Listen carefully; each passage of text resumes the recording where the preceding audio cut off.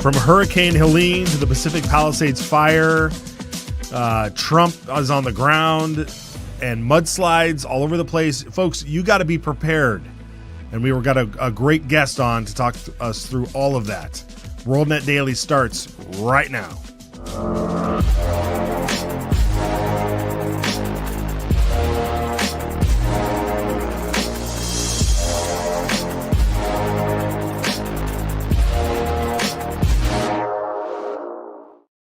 Well, welcome everybody. It's a Monday, January 27, 2025. My name is Matt Edwards. Welcome to WorldNetDaily Live. Great to have you here. Make sure you throw your comments in the whatever platform you're on, and we'll try and get your comments up throughout the show. We love to share your thoughts. I'll get through this tongue twister myself at some point. But Josh Turnbow, of course, is with us, as well as Christian Shaw from hey man, we got a special guest here, Christian Shaw from Uncharted Supply. Good to see you, Christian. What's up, guys? Thanks for having me. Excellent. So Christian's in Park City, Utah. So we're representing the Mountain West over here still. I love it. I love it. Well, real quick, before we get things rolling on, we just want to make sure you guys head over to patriotmobile.com/WNDpatriot for your wireless needs. You got to dump those other providers, man. All they do with your money is just send it out to these like woke companies everywhere else. So, but you can be sure that when you get Patriot Mobile coverage, that you're going to get coverage, but you're also going to have the profits that they get. They take 10% of what they earn and they give it to organizations and to charities and to causes that you care about the most, which is great. So use the promo code WNDPatriot and head on over to patriotmobile.com/WNDPatriot, or scan the QR code or hit the link in the description, and they'll get you set up over there for preparedness. Because preparedness is on your mind. You got to have good coverage, right, guys? Absolutely. Yeah. So it's funny. It's not funny, but it's interesting that the hurricane that happened over in the East Coast back. When was that, Josh? In September? September. Yeah. It's been that long. It's been that long, but President Trump is keeping his promise, and he was on the ground there in part of his first week in office. And now we've got like the Army Corps of Engineers. We got a lot of people on the ground over there, and so we kind of wanted to cover that. But first things first, over at WorldNetDaily, the article is up. Trump was in Los Angeles, and he was at a forum or a press conference, if you will, with some of the city leaders and state leaders and such, and told the mayor he knows who his people are, and just let them in and take care of their own property out there. I mean, it's so strange that like the city can just say you can't go to your own property for your own safety when you're like, it's my house, it burned down, or it got hit by a mudslide or whatever it is. Like this is their livelihood. You got to let people put their lives back together. Yeah, the big takeaway of this is that, like, even with the president on the ground and telling the mayor, you got to use your emergency powers, it's still up to the individual person to work their own problems, figure out how they're going to take care of themselves. And so, like, that's our theme of the show today, why we have Christian on, is survival is a personal game. And that's really what we're going to focus on, because as it feels like it's the golden age, right? But there's still sections of this country that are laying in ruins at this very moment. Yeah, that's right. So Christian, tell us a little bit about your background and what got you into this business here, and then we'll kind of walk through some of the news of the day and get your perspective as well, because it's great to have you on. Thanks for having me, first of all. Yeah, my background, I grew up on a dairy farm in Wisconsin. So spent the first 17, 18 years of my life doing that. Working pretty hard. Went to school at the University of Wisconsin. Done a lot of things in my life as it's applicable here. I started playing in a band a little bit after college. It kind of started as a garage band, and I kind of decided I would stick with it as long as it kept growing. And it just kind of kept growing. We ended up playing in 30-some countries and doing 3 albums. But as it relates to this story, my brother and I ended up getting asked by the Pentagon, Armed Forces Entertainment, to help them provide entertainment to a lot of the bases in the Middle East. So I did 39 trips overseas. Our band did 150 shows. We were named Armed Forces Entertainers of the Year. But then we sent a lot of other groups over. Everybody from the Spin Doctors to System of a Down to the Pussycat Dolls. We did a tour called Bikes Over Baghdad, where we would build skate parks and take over all the X Games guys and do like BMX shows and leave skate parks behind bikes. So I spent a lot of time over there, and so growing up on a farm and then spending that much time, 39 trips in theater, I was around a lot of capable people that were looking out for each other, a real sense of community and teamwork. And long story short, I ended up taking a job in Southern California after all that kind of wound down. And it was just the exact opposite. It was people that didn't have the reps, didn't have the experience. Everybody's transient there. Everybody's from a different place. You don't have that like deep sense of community. And it really struck me that if big things started to happen, you weren't going to have that community aspect, which I think is one of the main key pieces in emergency, is having support and having a community to help with things. And so it just led me down this path of like, how do you solve this? I really love the outdoors. I'd always dreamt of being in the outdoor industry, but I've also always believed that you have to find a gap in the market and not just make another Gore-Tex jacket. And so as I started dealing and coming in contact with all of these kind of issues that I saw happening, like in Newport Beach and Los Angeles, and having the experience I did and want to be in the outdoor industry, I started building the gear that we do now at Uncharted. And that's what's brought me here today, with a lot in the middle, in between. Yeah. Wow. That's quite a story, quite a background, a lot of experience, especially with the traveling and such. I would imagine that like when you see things happen like this hurricane, like with your background and the company that you've developed now, you talk about how the first 72 hours are crucial in any emergency event. However, just because you get through that, you don't know what's coming down the line, because we have this clip here of the mudslides that are now occurring because of the winter weather. Let's look at this extraordinary footage here. Clip 1, is it?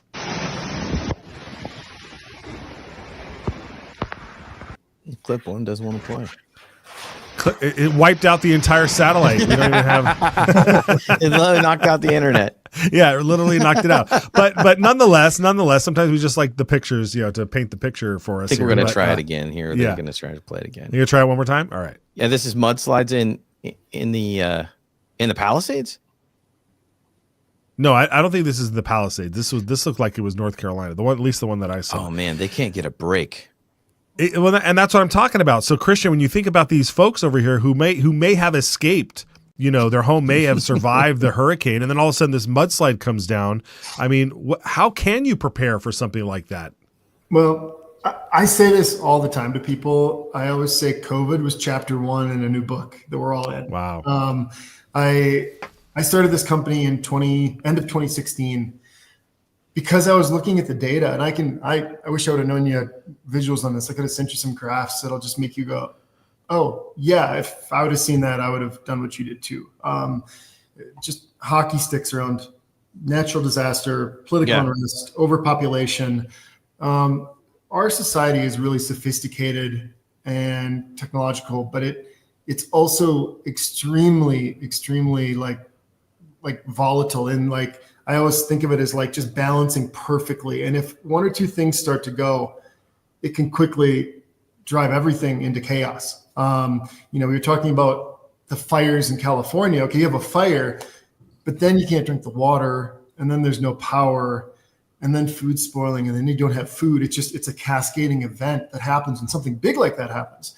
And so for me, just looking at all this data years ago, I really, not that I'm like the angel of death or something here, but I saw this coming. I was like, we need to let people know. And I think as a business, our biggest competitor has been apathy, because Americans have lived such a comfortable life. It's still extremely comfortable, even with everything going on. But it's changing, and you can't just assume you can push a button on your phone or emergency response teams are just going to show up and save the day. That is not going to happen for most people, especially in a large scale situation. And our goal is to try to empower people to be the super dad and be the super mom and the neighbor that helps. And, who doesn't want to be the hero, right? Like, let's build products that are like the cape they put on that's in the back of their car, and they can go out and help save the day for if it's a flat tire or if it's a wildfire. I mean, that's really the goal here. Yeah, that's a great point, because a lot of times people feel like they need to have all this like special forces training and all this stuff, but sometimes it just comes down to just being equipped with just the right gear to get the job done. My buddy John Barklow, he's the head of product at Sitka, and he was the cold weather warfare and survival trainer for the SEAL teams for 20 years. And he's a guy I look up to, and I really respect his opinion. And I had a situation with my dog where I saved its life, and I basically made a makeshift tourniquet. And I remember him saying this to me. He said, "Hey, sometimes just enough is enough. Like, it doesn't have to be perfect, right? Like, I think people think they need to know exactly how to do everything and be Jason Bourne. But at the end of the day, it's like, maybe you don't get enough, maybe you don't get all the water you need, but get enough water to sustain life. And that's enough to get to the next day." So that is a really important part, is it's all about taking incremental steps towards a solution versus thinking you have to have everything ready to go at step one. Christian, I just actually saw a video. Is a guy, he's actually a big YouTuber, but his house was in the canyon when the fire was coming through. Is in Topanga Canyon. Yeah. And the guy, he didn't know it was going to happen. He had to leave his house, but before he did, he just popped on his power bank, and it was powering his fridge. And then he had to just say, "Okay, goodbye house." Took off. He could return 2 days later. Mercifully, his house had not been hit, but his fridge was still going. And he was like, "I never thought I would use this power bank," but he just kind of had it near his fridge. A small thing, right? Like, he could have lost his house, but yeah, people just don't think about that stuff. The power went out immediately in the region as the fire came through. And like water in particular, nobody thinks about water. The water just stops in a serious disaster. You guys, we got to play that clip. You want to show that? Yeah, people are dying to see these mudslides.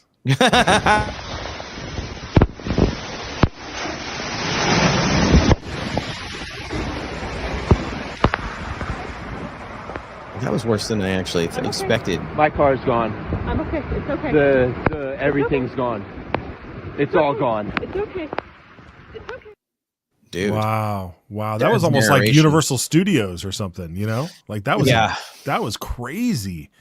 Well, you think about California, and you've basically created a desert out there. I mean, not that it wasn't a desert before, but it doesn't look like a desert because they pump tons of water in and they irrigate these lawns, right? And so you have these very shallow root systems that dry out very quickly and start fire.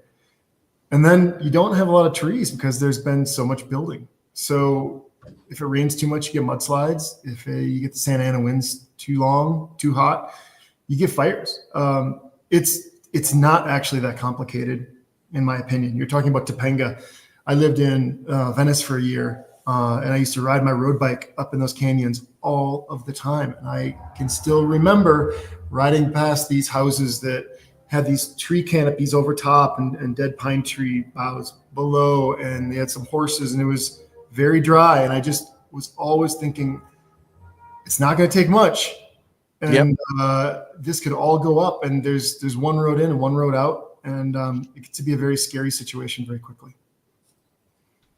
Yeah, let's look at some of this other footage here. We had this clip of the before and after of the Palisades fire. I think this is clip 3. Okay, I guess let's park along this street, yeah?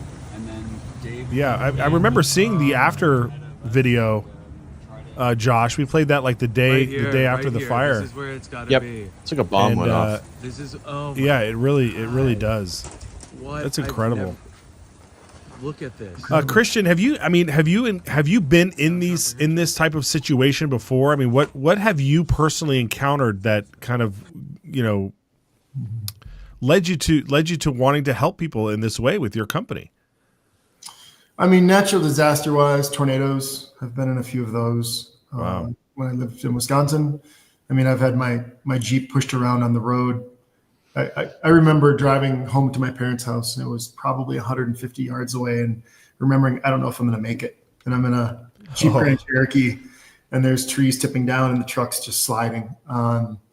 So I've had some situations like that. A lot of winter stuff. I spend a lot of time in the mountains. So, avalanche conditions, small avalanches. I've never been in a big one. A lot of situations where it can go bad. Unsupported hunts in the Arctic Circle for 2 weeks, right? Where you're around, you have grizzly bears charging you and you're on your own, right? You can't break a leg out there. It's a long time to have somebody come in and get you.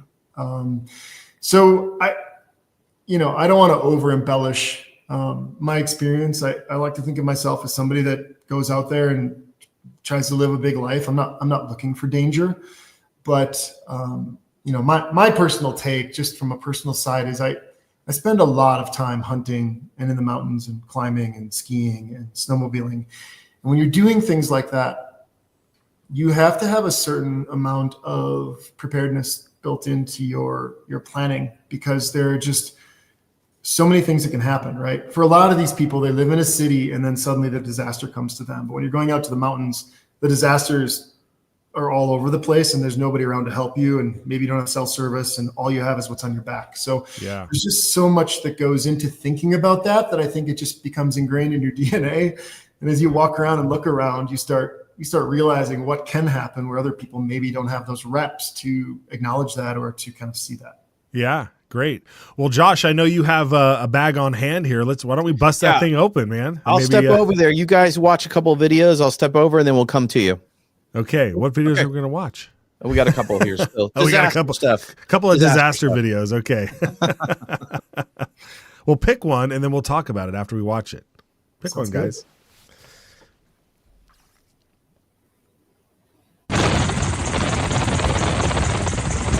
Okay, yeah. So this is this is what's left of the Palisades there. I mean, that's just incredible.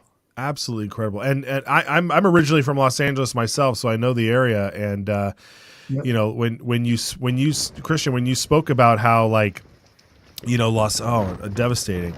When that Los Angeles is largely made up of people who are not from there, and so this sense of roots and community is very hard to grow unless you can put decades and decades down with your neighbors and such. And the Palisades was actually one such neighborhood that did have a lot of that sort of community.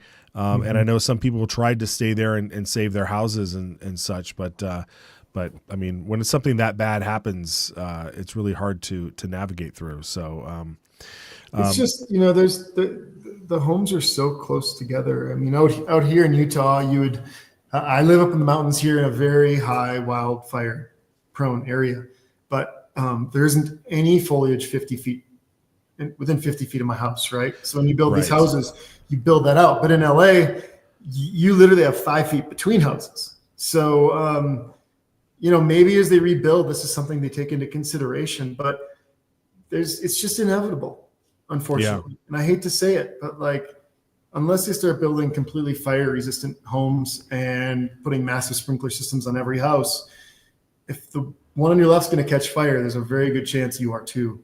Yeah. And what's fascinating too is that California has always been a wildfire prone place, of course, but the big thing that everybody has always been waiting for was the big one, the big earthquake, which in San Francisco in the early 1900s, you had the earthquake there, but then the fires that followed really devastated precisely because you said how close everything was. And so I don't think they're going to be getting too sprawled out there. That doesn't seem to be the California way. They always like to pile on top of each other. But nonetheless, I think that's it's always something to be cognizant of. Here's your bag. Here's the 72-hour kit. There you go. Nice. We've only teased this. Can you guys hear me okay? Yeah. Yeah. We've only teased this for weeks, right? Yeah, we've talked about this on Homeland as well. Homestead? Yeah, Homestead. Oh, sorry. Yeah, I see. They have a few of our products built into Homestead. It's actually been pretty interesting. Those guys kind of had us in mind when they were writing the books, Jason and those guys, I've known those guys for a while. So it was fun to kind of see it come to life and actually watch the movie. I have some friends in that movie, and it was great. Oh, that's cool. Dude, they grabbed this right off the wall. I remember seeing that. Okay, so I'm gonna tell me about this. Is like water resistant or something? Yeah. So as a company, my goal was never to build something for a special forces medic, right? My goal, I always said, my rule was, if you had a 10-year-old son across the country and something was happening, could you call him and tell him to grab that bag, and it would make a difference, right? That was always the goal. I wanted to make it simple enough that it would work. So there's three things to that for me. One is high quality gear, the high quality products, construction. Two is organization, and three is instruction. So that bag's completely waterproof. It's not only water, it's dust, it's mice, it's anything else where something might sit for a long time. And when you got to grab it, guess what? Your batteries are not corroded and they work. The food is preserved. The water, there's a reason we do that. That bag will also fill with air and work as a life preserver. So I saw the roll top. Everything we do, we try to make it multi-use so that it can do a lot of different things. That could carry water. Say you have a little kid, you can have the top open, the kid could stand in there on your shoulders. You've got a carrier, right? You had all those people fleeing from their cars. You could, so that has backpack straps, and so does the thing you took out has backpack straps. So let's say you're with your wife and kid, put the kid in the backpack. You could put on the other kit, the piece you just opened up on the table that has backpack straps, and you guys could carry it all and still be hands-free, which is pretty cool. So there's just a lot of thoughts into everything we do here. So one is the quality stuff. Two is organization. Like as you're looking at that right now, even if it's upside down, if I said, hey, go grab the first aid, your eye goes right to the red, right? The red, yeah. Now what you do is you eliminate digging through all of those other pockets, and it gets you to a solution faster. Getting to a solution faster lowers your adrenaline, helps you think more clearly. And then if you flip to the back of this, where all those screen printed instructions were, the first aid instructions are red, right? So you can go right to the red instructions. These might seem trivial now while we're sitting here comfortable on a podcast, but if you've got a broken arm and there's fire alarms going off and you are trying to make a fast decision, that type of thing is a game changer.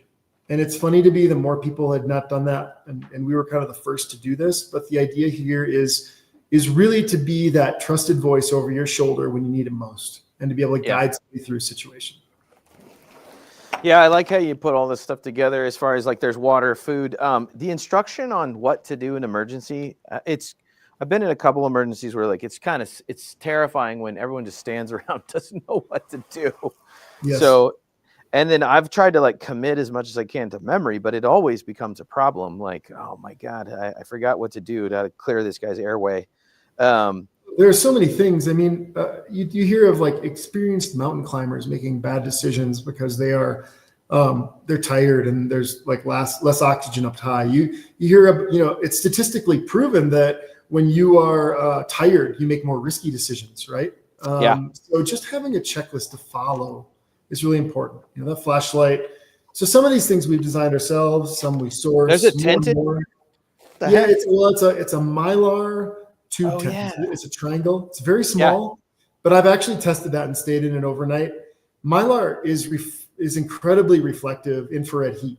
If you are in a cold rain and you get inside of there, that is a significant difference in temperature and staying dry, and that is going to make a big difference. So again, those gloves are nitrile and silicone dipped. So and they're the warm ones, huh? Crack. They're fleece lined. Tons of dexterity to them. If you have to change a car tire in the winter, if you got to grab something hot, everything we build, there's multiple purposes behind it, and it's just a really comprehensive kit. Yeah, and what I like seeing here is that this isn't just for like a major disaster. This is for like, you blew a tire on the highway, you need to pull over and grab some gloves. You got them right there. I mean, it's kind of for both light scenarios and heavy scenarios, right, Christian? A buddy of mine, Mike Escamilla, he's a stunt man in LA. He always calls it his go-to bag, not his go bag, because he's always digging in it. He's grabbing first aid, he's grabbing duct tape, paracord, flashlight, whatever it is. He said he's always digging in that thing. And honestly, that's the way people should treat these things. So many people are afraid to dig in because they want to keep it perfect for when the time arises. Right. Yeah. But I always tell people, you don't want your first football game to be the Super Bowl. Like, you should get some reps in. You should use these things, play with them, cool. so you're familiar. Yeah, that's a radio? flashlight, AM, FM weather band radio, solar charges, crank charges. You can charge it from the wall. But the idea there mostly is that when there's an emergency, weather band radio is where they're going to tell you what to do and where to go. So if your iPhone's not getting service, if you can't download data, you've left the car, you can pull that thing out, go to weather band, crank up the volume, and the local authorities are going to be telling you what's going on, maybe where some locations are to head towards. I appreciate that you guys separate the batteries too, Christian. That's like a pro move. A lot of times I find my old survival flashlights that are like in the car and the batteries have completely corroded. I won't name the publication. It was a pretty big one. And one of the cons they listed was that you had to put the batteries into the flashlights. And it really drove me crazy because that was actually a thoughtful decision so that your batteries are actually working when you need them. Yeah, absolutely. Yeah, I that's a big one. Is I separate and tape off my batteries so that I have them. Yeah. And the duct tape one, this is like people just don't know. Duct tape is perfect for everything. Yeah, everything. And then I should note too, that's the one-person kit. We also have a 72 Pro, which is like 2+ people. We've got base camps, which is a partnership we do with Yeti. It's like 4 to 8 people. So depending on your family size, depending on your need, there's a lot of different sizes you can grab. People wonder why we put goggles in. Well, if you've ever been in a snowstorm or a dust storm or smoke, you want to be able to see, you want to be able to smell, you want to be able to hear, you want to be able to use your hands and your feet. Protecting your senses is really, really important. And goggles go a long, long ways. I saw people wearing goggles in the Palisades fire with their mask, and that makes a lot of sense. And of course, now everyone knows like you need to have a mask on hand for not just for that one special time when we were all 6 feet apart, but for actual breathing. We've included KN99 air masks since we started the company. So 5 years before anybody knew what COVID was, we included an N99 mask, and there's an extra carbon filter in there. For me, that was about smoke and cold air more than it was about any sort of viral infection. But air masks, I mean, look, I am going to guess that there are going to be a lot of people with respiratory issues in Southern California in the next couple of years. People that had to flee, they were running hard, sucking in really particle-rich hot air, and those things kind of can rear their ugly heads down the road. So again, it's just you don't need a bunker, right? Like that bag weighs 11 pounds. It's not that expensive. I always tell people it's expensive when you buy it. It's priceless if you need it, right? And our goal was to make something that was affordable that we could get into many people's hands so that we could try to change the world in our own little way. And so that's the goal with that little kit. It'll go a long ways for you when you need it. Yeah. Fantastic. Well, there's the QR code right there, folks. If you want to head over to Uncharted Supply to pick one up for yourself. There is a discount on that. I noticed. I just scanned it right now to make sure the code was working, and it works. It brought me right there. So that's awesome. Very good, folks. Very good. What I really do appreciate too, Christian, is like I heard you were on Shark Tank with this thing. Yes. That's awesome. And I have to ask, like, did they all go in? Did they all send you a pack in? What happened? Some of the actual workings of Shark Tank are under NDA, and I don't want to get into it with their lawyers, but I'll tell you this. We were in there for, I think it was about 45 minutes. Our segment was 5 or 6 minutes. There's a lot of discussion that goes on that does not make it. And there's a lot of moving around. If you watch when I'm talking, they built sentences of mine. It sounds like I'm speaking really choppy, but they were actually, I'm like, I didn't say it like that. And I went back and to make a long story short, we had on the show, we reached a deal with Robert Hertzevek for twice what we were asking for. Cool. All of the sharks loved it. Several of them bought from us. In fact, after the show, the people, like all the people working on the show, we sold everything we had in like 5 seconds. We got out. Buy that. Can I take that? Can I buy that? And we had a lot of orders to fulfill after. So I think we had a compelling pitch. We didn't end up doing the deal for some reasons I can't talk about. But sure. It was a great moment for us. The weird thing about that night was the night our segment aired was the same night as the Las Vegas concert shooting. Oh, weird. What was weird is people probably don't think about this, but it airs at a certain time in different time zones. Yeah. So every hour, our Shopify would go crazy when we would air on the East Coast, Central Time, and the Las Vegas one, the Mountain Time Zone, was totally different than the rest because all of the news went over to that at that moment. Wow. But it was also kind of an interesting thing because, gosh, people are watching that, and then we are on Shark Tank talking about emergencies. So, even back then, there were things happening. It just feels like the frequency is increasing, and the scale is increasing. And gosh, if you're not thinking about how to take care of yourself right now, I would like to ask you why. There's been enough writing on the wall at this point that it should be, in my opinion, at the top of everyone's list for themselves, for their families, for their communities, for their neighbors, for all that. Yeah. Yeah. Well put. Well put. Matt, I just want to highlight Tiny's commenting. Greetings from Texas. That survival kit looks amazing. We would agree with you, Tiny. That's right. That's right. We appreciate it. Yeah, click the link in the description. It'll take you right there, and that'll be how you get it. So, Christian, I also like to add one thing. Yeah. People always like to tell us, "Oh, you're trying to profiteer off of these emergencies."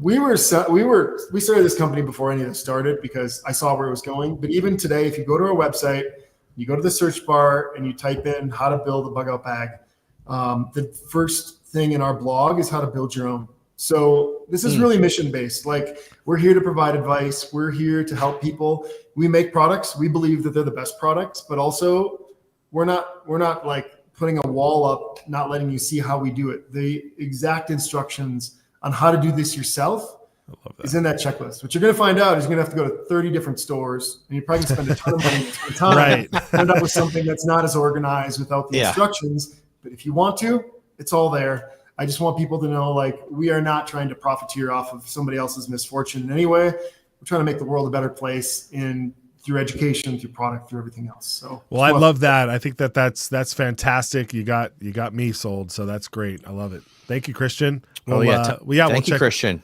Yeah, we'll check back in with you again too. All right. Thanks, man. Thank you. All right. Take care. Very good. All right, Josh. I love it. We finally got to bust it open that pack there, and that is primo. I mean, I know. He's so right when you're talking about the color, the color coding that happens there. I immediately knew that the red was the first aid kit, and I've been in those situations where you're under a high pressure and you're just kind of I need to make sure I know exactly what I'm doing. And yes, okay, it's working. Things are working, even though you're in the middle of a disaster. So I'm a big fan of that. Yeah, he made a great point, guys. If you go to his website, he has the list for you to make your own kit if you don't want to buy theirs. But I recommend you do this. I'm as a doomer, Matt. I am also a prepper, but half the time I go I need to go to my kit. And you know what I forgot? I forgot the duct tape because the kids took it out to tape up a helmet or something. And we need to be prepared. And if someone else can organize it for you and get it done, it's super helpful. And I recommend it to everybody. I'm always talking to my friends, are you prepared? Because I don't want you to come get my food. Okay. Oh my gosh. Yeah. That's yeah. When you're that prepared and everybody knows about it. Oh yeah. You suddenly become their savior and stuff. Yeah. Josh has steaks in the freezer. Right. Well, the only folks that, when a huge disasters like this happen, you have to have, it's what you want to see out there is what we should have seen a long time ago. We have this footage of the Army Corps of Engineers, Josh. They're finally showing up to North Carolina and to East Tennessee. We've got this footage here, clips 6 and 7 here. Here they are. I mean, they're showing up, and that place is still a mess. A fair question is, what the hell took so long? Yep. What took so long? This is ridiculous. Trump's there the next day, 2 days later. So are the Army Corps of Engineers. So what we know is that this was slow rolled because I don't really understand because bureaucracy. Because I don't know. There's not enough DEI in this this poor town. You know what I mean? Yeah, there's a lot It's of people out bizarre. there that just hate America. I would actually like for Trump and the crew, whoever's going to do this, I would like them to go back and demand some accountability. For it's the new year. It's not September. Normally expect the people that were on the ground like days after were private companies, not the government. The government was like surveying everyone.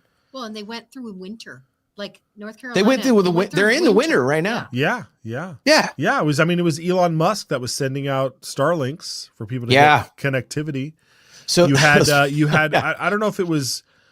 Oh no, that was in the LA fires where Karen Bass told people that they could request service, or they could request some sort of emergency service if they went to URL.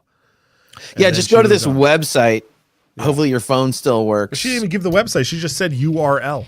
That's the perfect bureaucratic, worthless cog to say. Just folks, I've been told that you need to go to the URL. Go to URL. And then what is the URL? She doesn't even know. She doesn't even know. She doesn't even know. No, she doesn't even know. It's so stupid. Yeah. Thank God Trump's there, man. It's unbelievable. I mean, like we said on Friday, we couldn't believe it's already Friday, the amount of stuff that was going. It's now Monday, and now we're looking at the deportations that are going on. It just keeps going. Here's a story up at WND. Is that what we're pulling up here? Yeah, here it is. With regard to Colombia, Trump and Homan sent out a couple of planes to deliver some of their criminals back to Colombia, and Colombia said, "Nah, we're not going to take them." Yeah, they didn't let them land. Didn't let them land, and then he said, "Oh, it's okay. We're just going to put like 25% tariff today, 50% tomorrow." Yeah. The equivalent of this. Do we have the tweet that Trump put up? The equivalent of this is like a massive economic slap, and exactly. A lot of people don't know that. Kind of like here in America, but even worse. Countries like Colombia, Venezuela, even in the Middle East, the elites that run those places, their families really enjoy luxury. They travel. They come to the United States all the time. Let's go shopping in New York, right? That is normal. And one thing, it seems weird to like average people, but when they slap the family members of these leaders, these socialistic leaders who are really just elites, when they slap their family with travel bans or sanctions, man, it hurts. Girlfriends calling, going, "Why can't I can't go to Rodeo Drive and shop with the people's money?" Yeah, exactly. No, it's a big deal. Do we have the tweet, guys? I wanted to throw that up. So 25% tariff, but in 1 week, that increases to 50% tariff on all exports coming in the United States. Yeah, that's everything. Massive. Yeah. And I heard like an early response was, "Well, we're not going to give you bananas." Okay, guys, we're going to go without the bananas. But then, and like some of this stuff, I had to go research it because I didn't even know what an IEEP or whatever it is sanction is. But let's just say this. It was so paralyzing to Colombia that the president, I think within an hour, came back and said, "You know what? I'll send my plane to get the people." Yeah, it was a total 180. There's the tweet you've been talking about. Yes. And somebody else put out a tweet that the normal approach, it would have taken, they would have negotiated this for weeks and weeks and weeks, right? They would have negotiated, and then we would have ended up with having like a really crappy deal. But the Trump, after this, with this one mean tweet, right? Yeah. On True Social, it was, I see this other one. He was on like this is while he was golfing. He was on a par 5 on the 3rd hole. By the time he hit the 6th hole, Colombia completely reversed course and sent their own plane. It's amazing, man. I love it. Yeah, I don't know I what mean, some of those things mean on there, do we but certainly FAFO image, y'all? That one is good too. So, yeah, this kind of happened over the weekend, but it resolved so fast. Mhm. We've never seen anything like this. You know what I mean? So this is like, there we go. So Trump himself tweeted this, and folks, if you don't know what FAFO means, it means you fool around and you find out. The F word around Fool and around. find out. Okay, I'll let you decide what the F word means for you, but. This is a big meme, right? But then I think somebody on the Trump team created gangster Trump in the mafioso outfit. Yep. Which is just like, this is a new day. I know you guys are going to get tired of me saying too much winning, really, but it's the case. But that's what it is. That's what it is. And here's another huge win. Charlie Kirk tweeted this out about this is clip 8. Yeah. How they're finding children, the missing children. We've had like hundreds and hundreds of thousands of missing children. And Charlie tweeted this out here. And are we going to play this clip or no? Because I'd like to play that on the air. Like if Pritzker would like to defend these people without the court and just his old love for illegal immigrants, bring it on. I'd love to see that. Now, the second wave that Tom Home and the borders are for Trump has told me about, and all of this will focus on those missing children, hundreds of thousands of them that we know. And that number has started to already come down, Emily, from 300,000. So they've found about 75 to 80,000 of those kids already. If they can get the list of these guys, 4 full days in office for Trump, if they can get the list of where some of those kids have been, and they've been identifying it, since the election, going after them and trying to find those little ones, what in the world was Biden's administration doing? Yeah. What was Secretary of Homeland Mayorkas doing when he said to the committees on Capitol Hill, we don't know where those kids are, I'll look into it. No, dude, you obviously had a better way to find them, and you didn't do your job. I can't believe they impeached him and didn't remove him. Okay. Yeah. Josh, I do want to know where these kids were, where they're finding these kids. But the fact that again, within 5-6 days of Trump being president, we're already pulling out tens of thousands of children and finding them. I mean, it's incredible, right? Following the what the hell question were they doing? What took so long? Those questions, Matt. Yeah. I immediately needs to come the now we will go find out and prosecute Mayorkas. I'm sorry, I'm not about weaponization politically. They already did that to us. Accountability. There's an idea in this country that like if we give you power, we have an expectation that you got to use that properly and to effect, right? Right.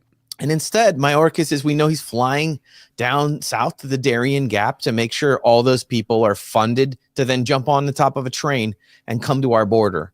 Mm-hmm. So like there needs to be a backward looking investigation so that this is what Republicans actually do wrong is the uniparty ran everything for so long. We just go like, oh, let's not battle each other. Let's move forward.